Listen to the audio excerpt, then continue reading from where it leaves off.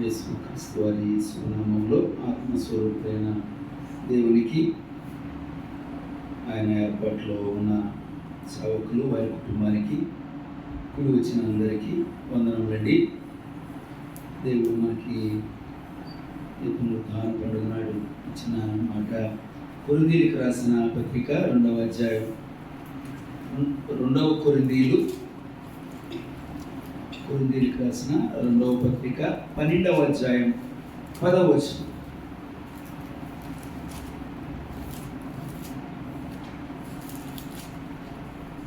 నేను ఎప్పుడు బలహీనుడను అప్పుడే బలవంతుడను కనుక క్రీస్తు నిమిత్తము నాకు కలిగిన బలహీనతలలోను, నిందలలోను, ఇబ్బందులలోను, హింసలలోను, ఉపద్రవములలోను నేను సంతోషించుచున్నాను. మరి ప్రభువునందు ఉన్న మనమందరము కూడా ఏదో ఒక అవసరతతో దేవుని మీద ఆధారపడే పరిస్థితులలో మనమందరము తొలుతుగా ప్రథమముగా వచ్చిన సందర్భాన్ని జ్ఞాపకం చేసుకుంటే, మరి బలహీన స్థితిగతులలో మనకు బలవంతుడైన దేవుని యొక్క ఆదరణ అవసరతతో వచ్చి ఉన్న మనము, ఆ బలహీనులుగా నడిపించబడిన మనము, బలవంతుని సన్నిధికి నడిపించబడిన మనం ఎంత ధన్యులమో కదా. మరి అప్పుడే నేను ఎప్పుడు బలహీనుడనో అప్పుడే బలవంతుడను కనుక క్రీస్తు నిమిత్తము నాకు కలిగిన బలహీనతలలోను, నిందలలోను, ఇబ్బందులలోను, హింసలలోను, ఉపద్రవములలోను నేను సంతోషించుచున్నాను. ఎందుకంటే ఈ సంతోషం బలాఢ్యుని వద్దకు నడిపించబడిన ఆ పరిస్థితులు, ఆనాటి బలహీన స్థితిగతులు మన జీవితానికి ఎంతో ఆశీర్వాదకరంగా మార్చబడిన ఆ స్థితి పరిస్థితి మనం తలపోసుకుంటే, మన జీవితాలను ఆలోచన చేస్తే మన హృదయాలు ఎంత సంతోషంతో ఆనందిస్తాయో కదా. ఆనాటి ఆ పరిస్థితులు మన జీవితాల్లో మనకి రాకపోయి ఉంటే, ఈ బలాఢ్యుని మనం ఎరుగని వారముగా మనం అనేకులలో కొందరుగా ఉండిపోదుమేమో. అందుకే మరి మనం బలాఢ్యుని వద్దకు నడిపించబడిన ఆ పరిస్థితిని దేవుడు మనకు ఆశీర్వాదకరంగా చెప్పబడుతుంది కదా. నీ కష్ట నష్ట పరిస్థితులను అనేక మందికి ఆశీర్వాదకరంగా మారుస్తానన్న దేవుని సన్నిధి వద్దకు నడిపించబడిన మనము ఎంత ధన్యులమో. ఎందుకంటే బలవంతుని వద్దకు నడిపించబడిన ఆనాటి ఆ పరిస్థితులు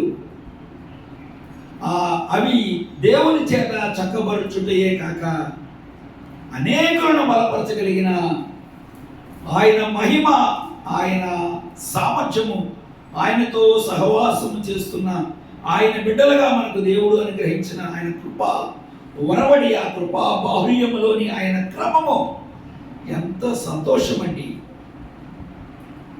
మనకు కలిగిన ఏ పరిస్థితిని కూడా మనకు దేవుడు ఆశీర్వాదకరంగా దాన్ని, ఆ బలహీన స్థితి నుంచి మనల్ని దేవుడు అధిగమింపచేసి అటువంటి బలహీనతలో ఉన్న వారిని బలపరచుటకి దేవుడు మిమ్మల్ని నన్ను ఆయన వాడుకునే విధానం ఆశ్చర్యం, అద్భుతం, బహు ఆనందం అన్నమాట.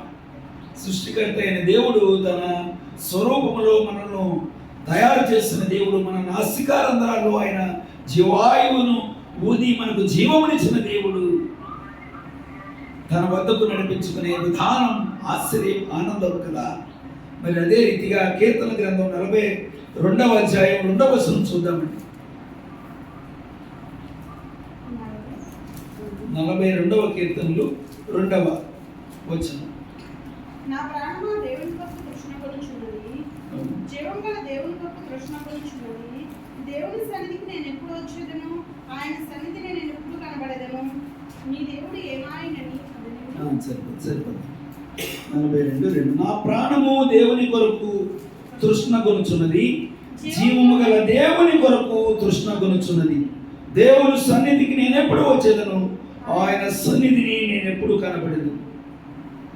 ఎంత ధన్యత, ఎంత ఆధిక్యత, ఎంత స్పష్టతతో కూడుకున్న మాటలో కదా.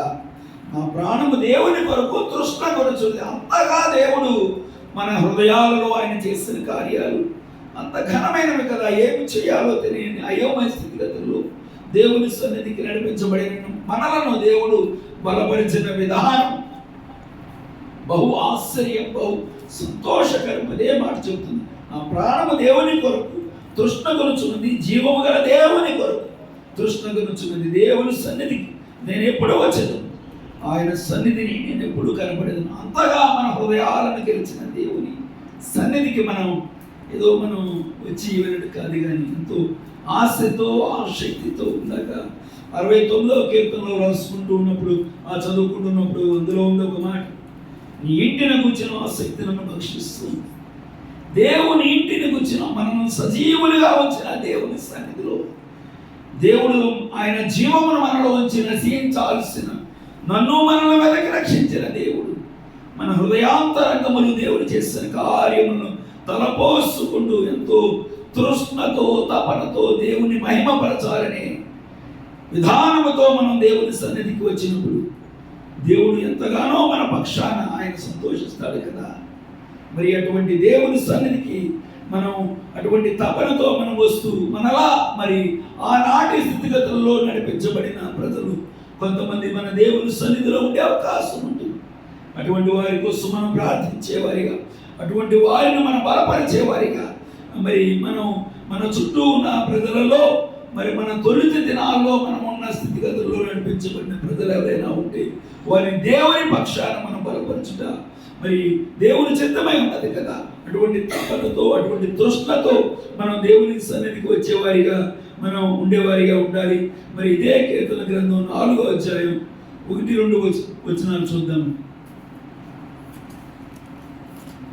కీర్తన గ్రంథం 4వ అధ్యాయం 1-2 వచనాలు. నా నీతికి ఆధారమగు దేవా, నేను మొదలుపెట్టినప్పుడు నాకు ఉత్తరమేమో, ఇరుకుల్లో నాకు విశాలత కలగజేయవాడవు నీవే, నన్ను కరుణించి నా ప్రార్థన ఆలకించుము.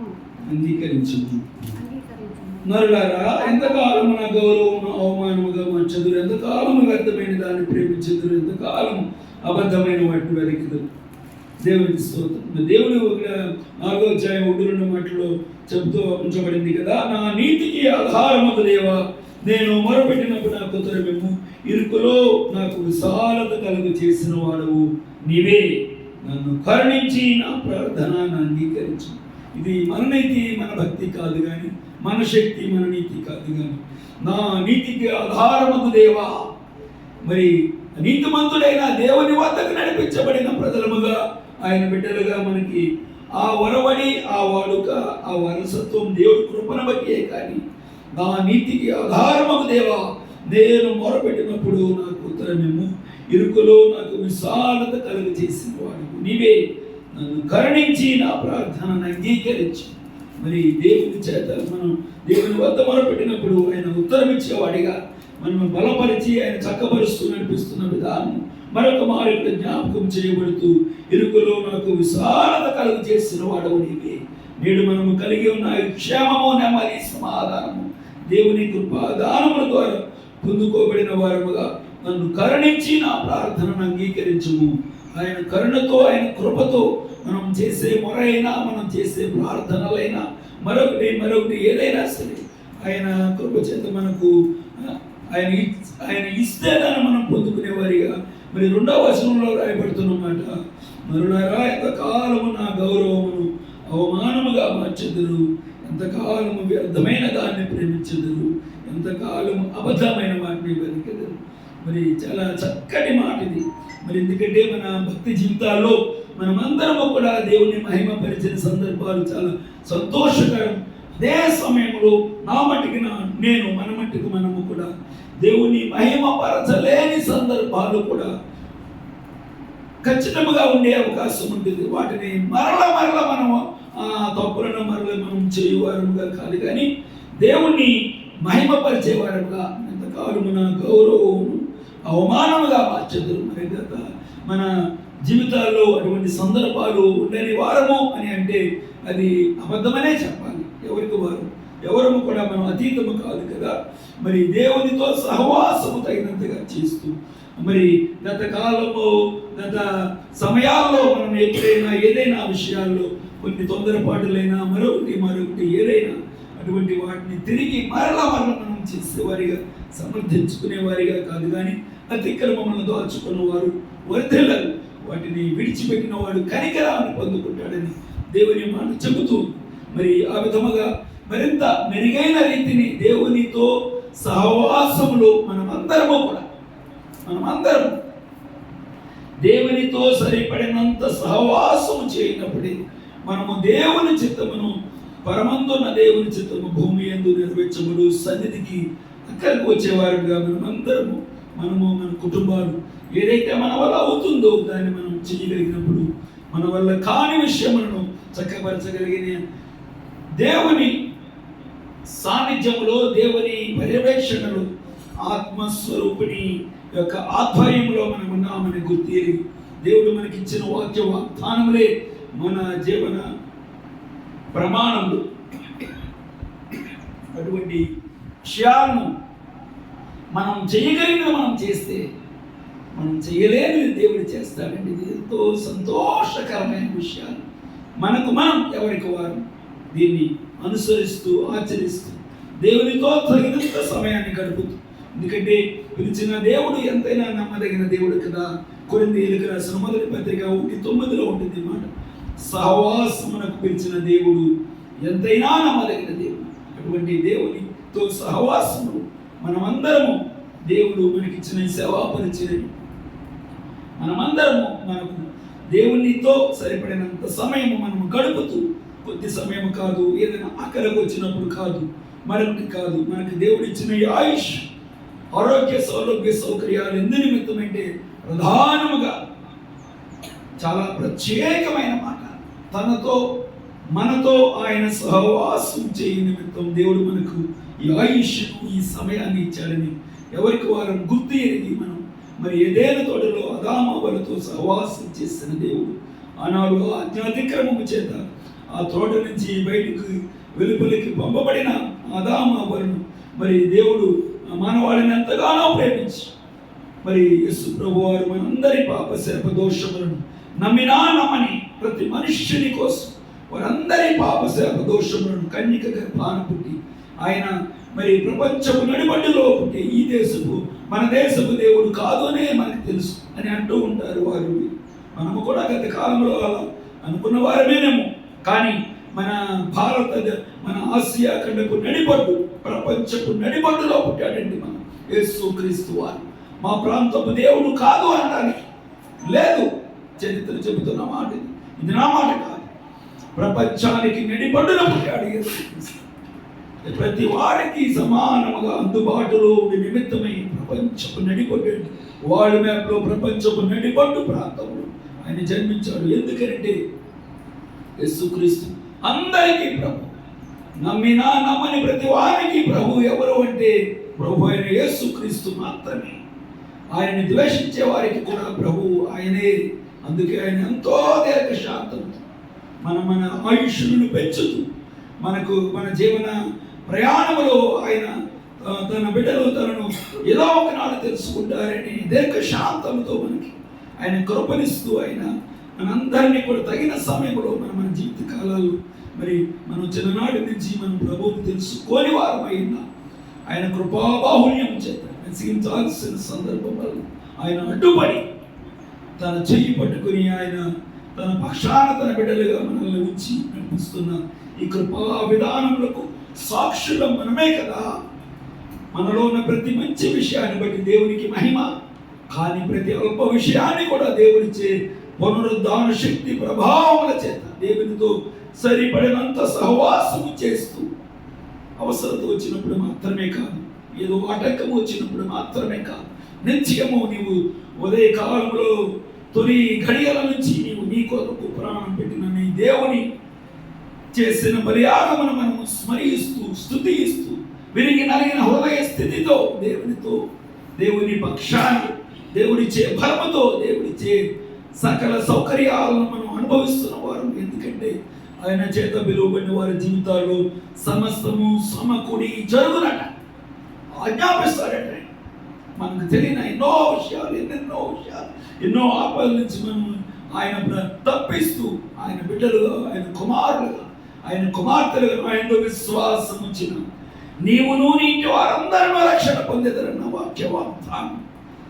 దేవుడు మన పక్షాన ఆయన ఇచ్చిన వాక్య వాగ్దానములే మన అందరి భక్తికి ఆదర్శము, భవిష్యత్తు, మన ఆశ, మన నిరీక్షణ, మన తపన సమస్తము ఆయన ఇచ్చిన వాక్య వాగ్దానములే.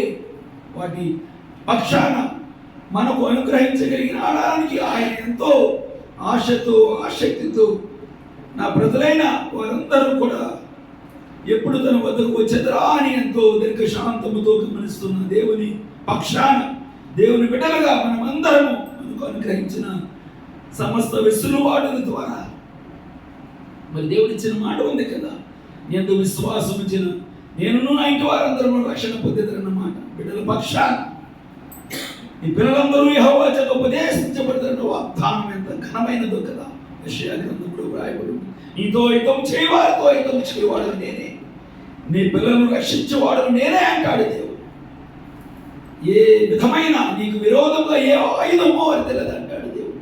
అటువంటి ఘనుడైన దేవుని సన్నిధికి మనం ఎంత తృష్ణ కలిగి, తపన కలిగి మనం రావాల్సిన వారమై ఉన్నాము. అలా వచ్చిన మనల్ని దేవుడు బలపరచగలిగిన సమర్థుడు కదా.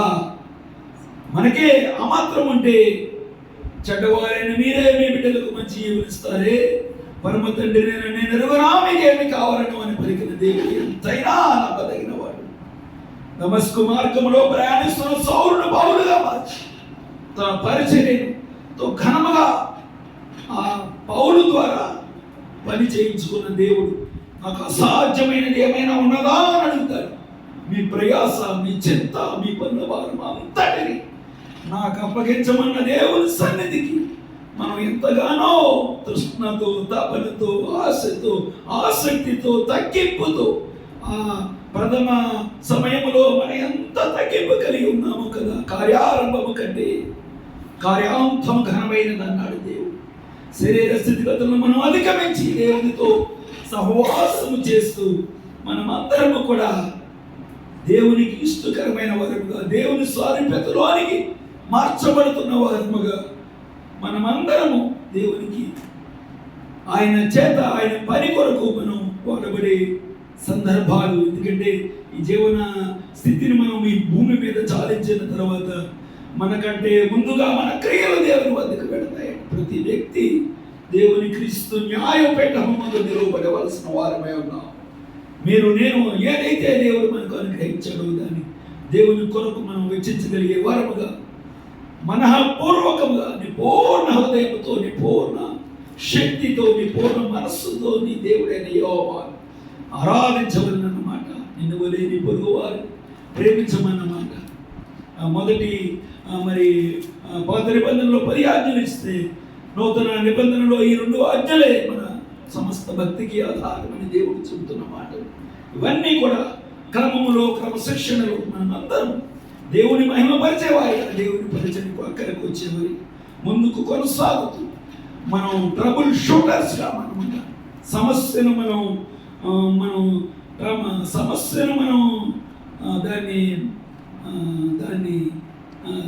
సమస్యను మనం బ్రేక్ చేసేవారు. మనం సమస్యను సృష్టించేవారిగా మనం దేవునితో సరిపడినంత సహవాసం చేయనప్పుడు స్వనీతి స్వబుద్ధులతో మనం అపోవాది వాడుకునే ప్రమాదం. అందుకే తప్పనిసరిగా సరిపడినంత సహవాసం దేవునితో చేస్తూ, దేవుడిచ్చే ఆలోచనతో, దేవుడిచ్చిన కృపతో, దేవుని పనివారిగా దేవుడు మనకి ఏ పని అయితే మనకి అప్పగించాడు ఆ పనిలో మనం నమ్మకస్తులుగా ముందుకు కొనసాగుతూ మరి దేవుని రాజ్యమును కట్టే విషయాలు, మన కుటుంబాలను దేవుడి కొరకు సిద్ధపరచుకునే విషయాలు, ఆయన రాకడ కొరకు మనందరినీ అనేకము సిద్ధపరచగలిగే సామర్థ్యం ఒంటరి నేను 1000 మందిని చేస్తాను, ఎన్నికలేని నిన్ను బలమైన జనాంగముగా చేస్తానన్న వాక్య వాగ్దానం. వీటన్నిటికీ పొందుకొనులాగున దేవునితో సరిపడినంత సహవాసం చేస్తూ కృప కలిగిన, మహిమ కలిగిన మన అంతరంగ స్థితి నిత్యము ఆయన బలియాగమును స్మరించినప్పుడు బావుని అయి సమస్తమును నీ కొరకు నా కొరకు భరించిన దేవుడు బావుని అయి ప్రతి అవమానమును ఆయన నిర్లక్ష్యపరిచి మన నిమిత్తమే మనం నోరు తెరిస్తే దేవుని స్తుతి చేయాలి, స్తుతియాగము అర్పించేవాడు, దేవుని మహిమపరచువాడు. నిత్యము స్తుతి మన కోసం ప్రాణత్యాగము చేసిన దేవుని అంతరంగము ఆయన యొక్క మనస్సు మనకు మన హృదయానికి అర్థమైనప్పుడు నిరంతరం స్తుతించే వారంగా మనం ఉంటాం. అలా ఉండుట దేవుని చిత్తము. ఆ విధముగా మనకి దేవుడికి సమీపస్తులమై మరి ఆయన ఎన్నో అవమానాలు భరించాడు. మనం చూపు చూస్తే దేవునికి మహిమకరమైన చూపుగా ఉండాలి. మన నోరు మాట్లాడితే దేవుని మహిమపరిచేదిగా ఉండాలి. మన సమస్తము ఆయన మన శరీర ఆలయములో అని అంటాడండి. మనం నడిచే ఆలయాలన్నమాట. మనం దేవుడు మన కొరకు మరి మనం చేసిన దాన్ని మనం పదే పదే జ్ఞాపకం చేసుకుని సరిపడినంత సహవాసం దేవుడు చేస్తూ దేవుని మోసుకుని వెళ్ళే ఆలయాలుగా మనం ఉండి దేవుని సన్నిధికి మనం వచ్చినప్పుడు ఎంతో బాధ్యతతో, ఎంతో తృష్ణతో, తపనతో అనేకులు ఎంతో మంది ఎన్నో విధాలుగా అయోమయ స్థితిగతిలో ఉన్న అనేకులకు మనం దేవుని బలమును పొందుకొని ఉన్న మనం దేవుని రుచి చూపించాల్సిన బాధ్యత మన మీద ఉంది కదా. అయితే తమ దేవుని ఎరిగిన వారు బలము కలిగి గొప్ప కార్యములు చేయదు. ఆయన బట్టి మా నీతికి ఆధారమైన మా దేవుని బట్టి ఆయన అవమానపరిచే వారిగా ఎంతకాలం ఉంటారన్న మాట కూడా మనం తప్పనిసరి జ్ఞాపకం ఉంచుకుని మరల మనం బలహీన పరిస్థితుల్లో నడిచిన విధానాలను మనం ఆ రీతిగా చేయకుండా బలవంతుడైన దేవుని యొక్క సహవాసమును అనుభవిస్తూ అనేకులకు దేవుని పరిచయం చేసేవారిగా దేవుని స్వార్థను బోధిగంతపడుకున్న సాక్షులే ఉండమన్నా దేవుని మాట నీ అనుభవంలో నా అనుభవంలో పొందుకున్న మాటలు ఎంత ఆదరణకరంగా ఉంటాయో కదా. ఆయా అవసరతలలో ఉన్న వ్యక్తులకు దాన్ని నేను ప్రకటిస్తున్నాను. దేవుడు ఎంతగానో సంతోషిస్తాడు కదా. ఆయన మనము కలిసి చేసే ఈ పరిచర్య అనేకులు దేవుని కొరకు సంపాదించే వారిగా మతము కాదు కాదు కాదు కాదు అందరి కోసం ప్రాణం పెట్టిన దేవుడు చేసిన బలియాగమును మనం భూమికి మనం సాక్షులుగా ఉండి మతం ఎలా అవుతుంది తెలియని వారు దాన్ని ఆ విధముగా అనుకుంటే వారి కోసం మనం ప్రార్థించే వారుగానే ఉండాలి. అది ఏ విధమైన స్థితి, ఏ విధమైన అధికారమైన, ఏ విధమైన నాయకత్వమైన దేవునికే అప్పగించి మహాజుడైన దేవునికి, మహిమాన్వితుడైన దేవునికి ఆయా పరిస్థితులను అధికారులు నాయకుల కొరకు ప్రార్థించమన్న దేవుడు మన వ్యక్తిగత ఆధ్యాత్మిక క్రమశిక్షణను మన ముందుకు కొనసాగుతూ మన చుట్టూ ఉన్న పరిస్థితులను దేవునికి అప్పగిస్తూ దేవునికి ఇష్టకరమైన భక్తి చేస్తూ దేవుని పరిచర్యకు అక్కడికి వచ్చే యోగ్యులుగా మనం అందరం ఉంటాం. మరి దేవుని సన్నిధికి మనం వచ్చినప్పుడు తృష్ణతో, తపనతో, ఆసక్తితో వస్తూ దేవుని మహిమపరిచే వారిగా మనం ఉంటూ ఆ రీతిగా మనం మరి అక్కడిగా ఒక్క మాట కనబడిన అడుగులతో నడిపించబడిన నేను మన కుటుంబాలను దేవుడు చక్కపరుచుటే కాదు. ఆయన చెబుతున్న మాట 365వ పేజీ పాత నిబంధన గ్రంథం 7:14 దినవృత్తాంతాల్లో రాయబడి ఉంటుంది. నా పేరు పెట్టబడిన నా జనులు తాము తగ్గించుకొని ప్రార్థన చేసి నన్ను వెతకి తమ చెడు మార్గములు విడిచిన ఆకాశమున దేవుడు వారి ప్రార్థనని, వారి పాపమును క్షమించి వారి దేశమును స్వస్థపరుచున్నాను. ప్రభువుని నమ్మిన మనమే, నమ్మని వారి గురించిన మాట కాదు ఈ వాగ్దానం. నమ్మిన మనమే, నా పేరు పెట్టబడిన నా జనులు తాము తగ్గించుకొని ప్రార్థన చేసి నన్ను వెతకి తమ చెడు మార్గమును విడిచిన ఆకాశం నుండి దేవుడు వారి ప్రార్థన, వారి పాపమును క్షమించి వారి దేశమును స్వస్థపరచు. మనలో ఉన్న లోటుపాట్లు మనం గుర్తెరిగి మనం వాటిని విడనాడి మరి మేమేమి చేయగలిగో అలాగూ చేయగల పాపము 4:17 యాకోబులో ఉంటుంది మాట. నీవు నేను తెలుసుకున్నాం దేవుని నిజమే, దాని అర్థవంతమైన అర్థాన్ని మరొకరికి మనం అందరూ చేయకపోవడమే పాపం అని దేవుని మాట చెప్తాం. అనేకులకు సాక్షార్థమై మనం చక్కబరుచుకునే విషయంలో, తగ్గించుకునే విషయం, మనలోని లోటుపాట్లు మనం విడిచి ఈ దేశం మనకే ఆశీర్వాదకరంగా ప్రతి పరిచర్య మనకు అనుగ్రహించిన ఈ దేవుని పరిచర్య మనమందరము అనేకులకు ఆశీర్వాదకరంగా దేవుడు సన్నిధికి వచ్చిన తృష్ణ కలిగి, తపన కలిగి మరి నేను ఎప్పుడు బలహీనుడను అప్పుడే బలవంతుడు. ప్రతి నిందలో అవమానంలో నేను సంతోషిస్తాను అన్నమాట. మరి ఆ విధముగా దేవుడు సంతోషించాడు మన కొరకు ఆయన ప్రాణం పెట్టడానికి. మరి అటువంటి దేవుని సన్నిధికి మనం ఎంతో ప్రేమతో తపనతో వస్తూ మన చుట్టూ ఉన్న ప్రజలను బలపరుస్తూ మన గ్రామములకు మన పట్టణములకు మన దేశములకు ఆశీర్వాదకరంగా ఉంచగలిగిన దేవుని సాన్నిధ్యములు మరింత శ్రేష్టమైన అనుభవాలతో మనం ముందుకు కొనసాగాలి. అనేకులకు దేవుని సాక్షులుగా మనం నిలువబడి మనము దేవునితో సరిపడినంత సహవాసం అనే మాట తుది శ్వాస వరకు మనందరికీ తప్పనిసరి. ఆ తదుపరి నీ తల్లి గర్భంలో నీవు పిండముగా రూపొందించక మునుపే నాట నుండి నేటి వరకు తదుపరి తుది శ్వాస వరకు ఆ తదుపరి యుగ యుగములు తరతరములు కనులారా నీ దేవుని చూస్తూ ఆరాధించి ఈ గొప్ప ప్రక్రియ ఉన్న ఈ పరిచర్య మన అవగాహనతో కాదు కదా, దేవుని ఇచ్చిన ఆత్మ నడిపింపుతోనే మనం ముందుకు కొనసాగు. మనల్ని మనం మన కుటుంబాలను చక్కపరుచుకుని అనేకులకు ఆశీర్వాదం దేవుడి ఇచ్చిన మాటలు ఆశీర్వదించి ఫలింపచేయునుగాక యేసు నామములో అడుగుతున్నాం తండ్రి. ఆమేన్.